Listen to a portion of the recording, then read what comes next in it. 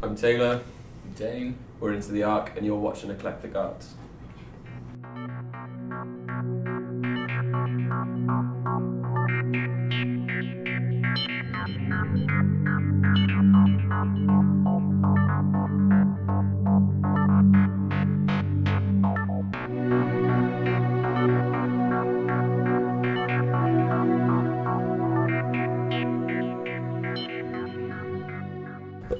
All right, we're here in Seattle on June 1st on a partly sunny day, and we're here with Into the ARK. Guys, how you doing today? Good. A bit tired, a bit hungover, but but good. Yeah. Is that kind of a status quo for a touring band? Yeah, Tired and hungover? That's it, yeah. All right, and you're going to be opening for Tom Jones tonight, and as well, you also get to play a few numbers with him during his set that I know. So for the fans and people out there that watch this that aren't familiar with you, how in the world is that? How did that come to be that you got kind of connected with Tom? So, it kind of started when we auditioned for The Voice UK, and having Tom Jones as one of the coaches on the show, we went on there trying to gain some more exposure, just because we'd gone from playing a lot of local shows and our own tours and stuff, and kind of reached like a standstill where we just wanted to broaden our audience. And the best way to do that these days, I find, is on the TV. So went on there and made sure we got the turnaround and picked Tom Jones, and it kind of went from there. Really, just he mentored us throughout the show, and then after it was all said and done, he offered us tour support with him over his UK tour, which we were over the moon about. So we jumped on that, and then that went really well. So he invited us to the US, and now we've been on tour with him ever since. So. Wow. So have you ever had a moment either while you were doing the show or while you've been on tour where you're like, I'm singing with Tom Jones? Yeah. It happens a couple of times. The first time we ever sang with him was on The Voice in the UK. I think when you get to a certain stage in the show, and then you have to duet with him. And I remember you just watching him, these mega powerful vocals come out, and we just stood next to him. I don't know, it was just unreal, because we're also Welsh. So growing up, Tom Jones is like the biggest idol in Wales. So even our parents constantly remind us like how lucky we are. Yeah, no, that's got to be a pinching kind of moment when there are moments really in certain times like, oh my gosh, I'm standing next to Tom Jones. Yeah. There's not too many people out there that don't know who he is. Yeah. So he's of that level, of course. And you mentioned that you're from South Wales, correct? Yeah. For those that are here in the U.S., what's Wales like? I mean, how do you describe your country? It's very small, just lots of like fields and valleys, so and like low populated villages. So like that's why like one thing that we noticed with Tom is our mannerisms are very similar between the three of us, because we've grown up in the same villages. So maybe that helps us get on with them. I don't know if that. Yeah, they're all like they all used to be like mining villages. Okay. There's a lot of mining and coal and all that sort of stuff was big around, especially where we're from. Like you've got, I'm not going to name we'll let honestly come back and all these mad places. That's where so they're quite there's not a lot going on really. You've got like your high streets and your £1 shops and stuff like. But some great bands from there. Yeah. There's the Manic Street Preachers, Stereophonics, Feeder, some Furry Animals. That's kind of what made us feel so lucky to do this tour with Tom as well, because I think only like the Manics and the Phonics and Tom obviously have done the States and toured around there, and now we're lucky enough to like be on a list with them, which makes us feel really special. Like, so it's a good place, but music is dying there a bit. So we need people to start coming to gigs there again. Okay, that's kind of even like this area in Seattle. I was mentioning to Tom that we had a venue closed recently that's been here for like 15, 16 years, and it's kind of like, now all those bands that were coming to town, they got one less place to play, and it's too bad to see. I have so many memories of that place. Yeah. And how did you guys meet and become into the ARK? Well, we first met when Taylor was 15 and I was 19, just doing a charity event as separate artists. Like I was just playing and singing, didn't really know much about my craft. That's the same. Pretty much in the same mode. So we're backstage in this little tiny venue, and he's playing some John Mayer, and like I said, the music scene isn't great there. So normally they would just like drink pints and listen to chart music. So for someone to be like playing John Mayer, I was like, oh man, you know your music, like so. We had a little jam, and then our parents just said like, oh, that sounds really nice together. So from then, like did a few gigs together. Bride was traveling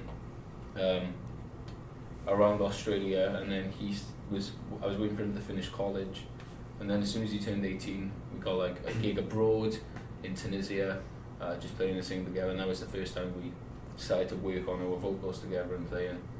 And then while we were out there, we got contacted by a label and some managers, and kind of wrote some songs that they brought them back, and then signed some deals, and then that's when we got started as Into the ARK for the first time. Okay, and where'd the name come from? To be honest, we were just walking down the street in Tunisia where we were working abroad, and we were just, for a couple of days, we were just trying to think of band names, and we had a couple, and then we were really sticking.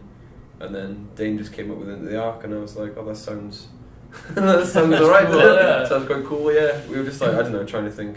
So then we told our parents, and they were like, oh, that's so clever, 2x2, it's two of you.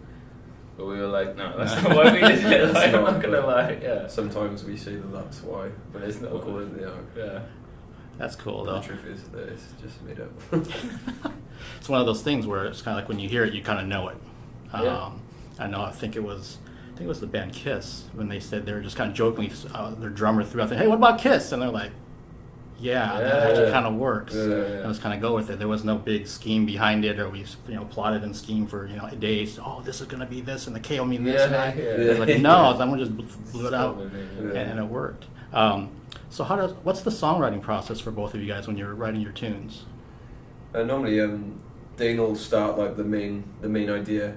In most cases, you'll have like a pretty much finished song, and you'll come to me, and he'll either like call me up in the middle of the night, or I'll have to like go over the stupid o'clock and he'll play these tunes for me, and then kind of from me like learning them on the spot, I kind of like change bits unintentionally just because I've only just heard it, and maybe some of those parts will stick, or maybe a way that like we'll like do it, or like I don't know.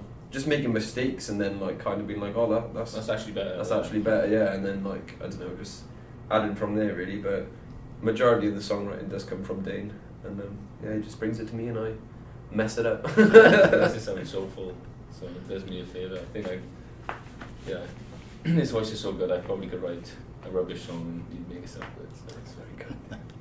And who writes the lyrics? That'd be Okay. Yeah.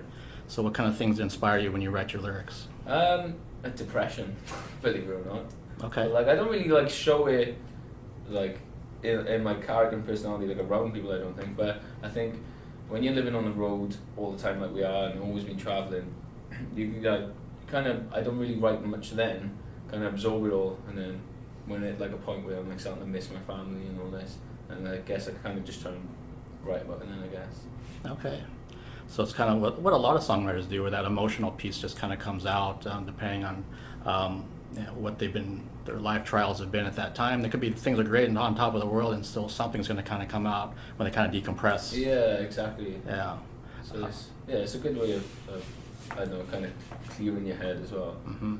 But we have when we signed to Warning Chapel as writers, I found like the more that they wanted songs from me, when I had to try and force it, and just it didn't work. Like so, it took me a while to learn to like get everybody else out of my head and write for myself again. Like so, it's kind of what we do. Okay, that makes sense. I used to work at a computer company as an audio engineer for a bit, and the deadlines would change constantly. So you think, oh, I got 2 days to work on this file, and then they say, no, you got 2 hours to work on it. So that whole thing of being forced to be creative, it taught me a lot. I hated it initially. It's like, I can't work like this. And it's like, well, no, when I finally got around to like I can make these files happen, then it kind of worked anytime on the spot. It's like, hey, we need another one, but now you only have an hour to do it. It's like, okay. It's not ideal, of course, by any means, but it definitely helped me with everything else that I tried to do down the road. So I understand you guys are obviously here in Seattle. Tomorrow you're in Vancouver in Canada. And then what happens after that? Well, we've got some tracks to finish on our album, which we started making about 2 months ago. So we just got to finish off them, tweak them, and then it'll be festival season in the UK, so we've got some festivals to do, and then we've got UK and Europe with Tom as well. So it's gonna be busy. Yeah. And then after that we got our own like headline.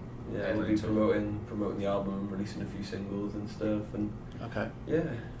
Do you know? Is it too early to know if there's any plans to come back to the US once the album's out? We are coming back. Yeah, we were lucky enough to get an agent in when we played New York, and I think he's arranging some stuff now ready for summer. And we just wanted it'd be good to get another tour support over here. Just I don't know, just keep getting our name about first before we try and do any of our own shows. But we'll come up with some strategy, I think. But as long as we get to come back, that's all I care about. I love it, absolutely love it. Yeah, it's been great. Nice. So since you've been on the road and done a lot of these shows, any kind of interesting, funny, disgusting stories happen that you care to share? We had like one super heavy night on tequilas, but I mean that you can do that anyway. But for some reason, I've never been more drunk in my life. I just couldn't stop spewing. I mean that's not a great story. I ended up.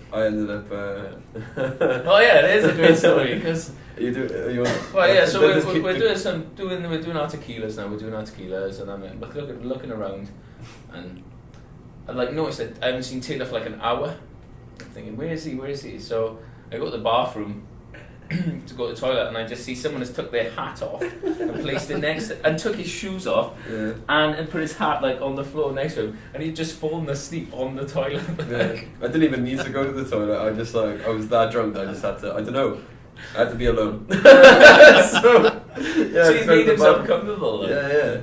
And then I was just like, I don't know. I just thought, I was just that drunk that I thought that was my life at the time. I was just like, this is it. Yeah, this is it. And it was, pretty funny. Any other ones? Can you forget any other ones, boys? Any other mad stuff that's happened? One night. Yeah. Oh, we had a mad night in the casino where we met 2 American people. And obviously it's our first time out here, so like we've been waiting for like something like this to happen, and these like people start coming at this, and they'd missed the Tom Jones show because I think they got drunk in the day and then fell asleep. Then they invited us to their room for a party, and we ended up doing about 35 shots of fireballs, and just I don't know, just singing like the cooler Bohemian Rhapsody. Like we thought at the time we were nailing it. He's got a little bit on his phone, and it's like the most awful thing in the world. I've done a lot of drinking on this tour, and we don't normally drink. Yeah, not normally big drinkers, but I don't know. You've got so much free time. Well, I mean, after the shows and stuff, you kind of want to unwind and make the most of like all these cities that we're seeing. So we'll like do a big. I don't know. We've done so much walking in the nights, like just trying to like see as much as we can, but and going into as many bars as we can, really. So I don't know. This is probably the most we've drunk on this tour. Yeah. For me personally, anyway, which has been great. Well, hey, I mean, you're young and you're on tour. It's kind of like, hey, might as well have some fun. Yeah, you got to. Yeah. We also got to try and look after our voices though as well, because we are singing next to Tom every night. Yeah. And I'm not joking, man. Like even on The Voice, he came in at like 10 a.m. in the morning, and he literally just steps up on stage, and he hasn't even warmed up his voice, and I was just like, blimey heck, like, are we gonna keep up with this? Yeah, amazing talent. Wow, okay. Well, hey, thanks so much for doing the interview, and I'm looking forward to hearing you guys tonight, and I definitely hope that you get back to Seattle when you come back in the summer or the fall. Yeah, that'd be great. Yeah, that'd be Thanks for awesome, having us, man. Yeah. We'll hopefully have some new music for you. And can I just tell them like where to go to check out the music? Absolutely. You can just into the ARK music on Instagram and Spotify. It's pretty much everywhere, so that's all you need to type in. But if you go into the ARKofficial.com, it's a landing page with all our social media. You can check all that out. Yeah, we've got some singles just being released every 6 weeks now, so yeah. Give it a spin. Awesome. Thanks, guys. Thanks very much. Cheers. Man.